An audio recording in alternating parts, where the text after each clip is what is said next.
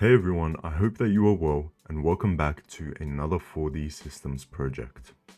Today we're going to be doing something slightly different than usual. We're going to take a look at how to recreate an iOS style home screen in Workshop 4 on a 4D Systems display. Let's take a look.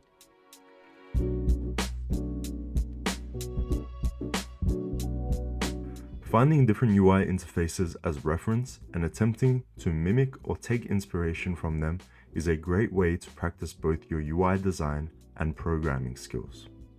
So today I'll be aiming to recreate a clean, minimal aesthetic that we are familiar with on Apple devices, as well as a liquid glass effect as well. I'm using a Gen 4 ULCD 5-inch capacitive touch display, and I'll also be using a Gen 4 UPA breakout board. Let's start things off in Photoshop. First, I'll run you through the whole design, and then I'll go through and show you how to rebuild this from scratch. What I've done here is I grabbed all of the icons that I wanted, and then I created a standard size for them based off of the resolution of the display. The icons that I'm using here are just flat PNGs that I grabbed from online. However, if you wanted to, you could take them into Illustrator first and image trace them to get their vector shapes. This would let you adjust things like the color of the icons, the shape, as well as if you wanted to make any changes to the icons themselves. There's an unlimited amount of customization that you could do. Illustrator is really good and has all of the tools that you need for that. You can then copy and paste those vector shapes over into Photoshop and add effects like a drop shadow or a glow.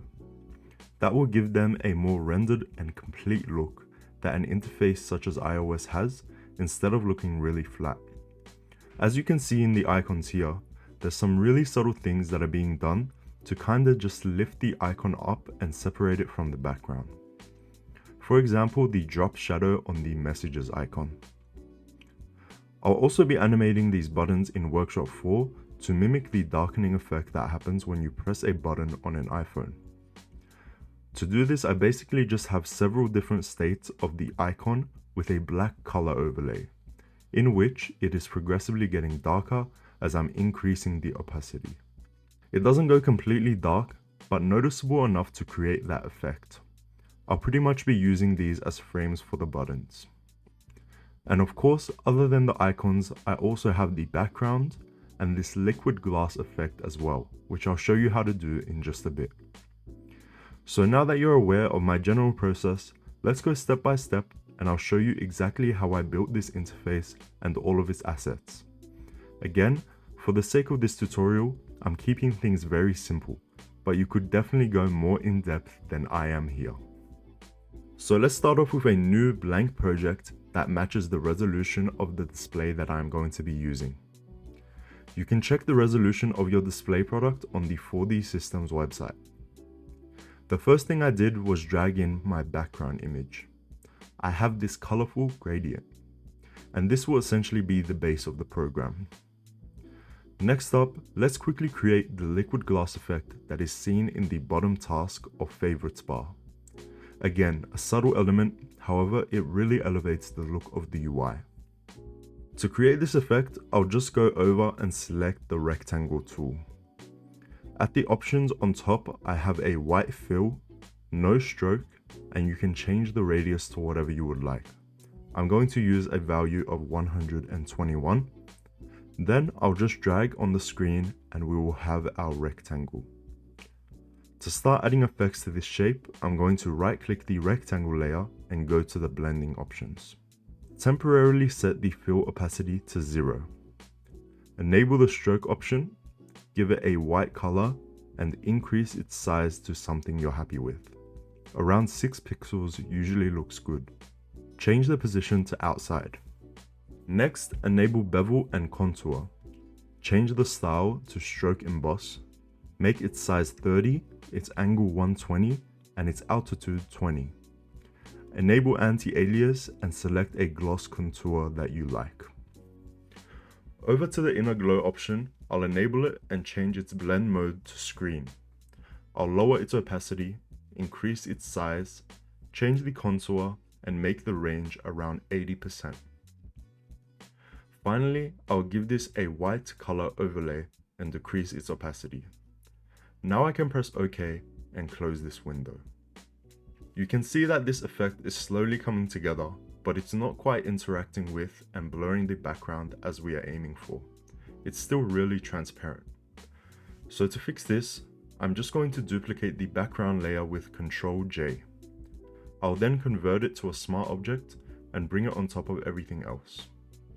Now I'll create a clipping mask, which means that this top layer will only be shown through the rectangle. Now I can add a blur by going to Filter, Blur, Gaussian Blur, and increasing the value. Now I'll just turn up the fill of the rectangle, and there you go. You can now see that the blur is showing through the shape. And as I drag around the rectangle, the effect will be on top of whatever is directly behind it. One last thing you can do as well is add some distortion like zigzag if you want the background to be warped a little bit.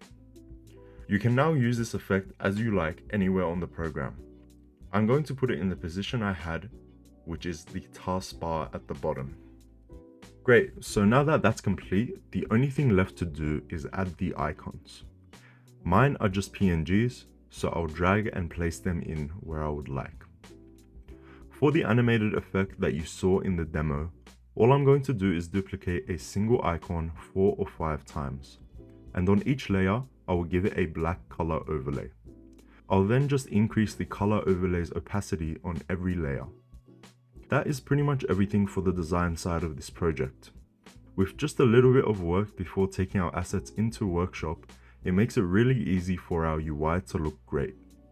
Now let's head over to Workshop 4 and start programming the basic functionality of this UI. So I'm now in Workshop 4. I'm going to create a new project, find my display, which is a Gen 4 ULCD 5-inch capacitive touch, and I will be working in the ViSi-Genie environment. To start, I'll bring in the background. To do this, I just need to go over to the Object Inspector, select the image option, and import my background image in the window that pops up. I'll then change the background type option from color to image. Now the background image is being displayed. I decided to include the bottom glass shape with the background, considering it would not be moving during the program anyway. So for the icons, there are 2 options. The first is the most simple, which is a user button widget. The user button widget essentially allows you to import and use any image file as the icon for the button. This is good for our use case here. I'll just go to the widgets menu, go to the buttons tab, and drag in a user button widget. I'll then press the image option and import the icon graphic, which will allow me to use the flat image as a button. The second option, which I prefer in this case, is the animated button, which is a similar process. Again, over to the widgets tab, this time I'll drag in an animated button widget. I'll select the images option, and this time I will import all of the frames that I created in Photoshop that you can now see in this window. After they are imported in the correct order, I'll press OK. Now the only thing left to do is configure the button size as I would like and change its delay as well. I'm going to give it a delay of 40 so the animation is nice and smooth. I'm also going to change the momentary option to both. From here you can set these buttons on change events to pretty much whatever you would like. I'm simply going to make them activate a new form. To do this, I first need to create that new form by going over to the System Media tab and pressing the Form option. This will create a new page in the program. Now, if I go back to the home screen, select the button and make its on-changed event Form1 activate, when the button is pressed, that new page will show up. From here, I can go on and design whatever is going to be on that page. Really simple. So now I can basically repeat these steps for all of my icons, creating new pages and options for what they will do. To easily align them, I can also shift select multiple assets and the align options will show up. After that, we are pretty much done. I can now go check my project settings, check that the correct comms port is selected, And finally, I can flash the program to my display. And that is the entire process for making this iOS display in Workshop 4. A fun and simple project that will help you develop your skills. If you would like to take a look at the products used in this project, please visit the 4D Systems website. For any questions or problems, visit the 4D Systems Resource Center and forums. And of course, don't forget to subscribe for more tutorials and projects. Thank you for watching and see you next time.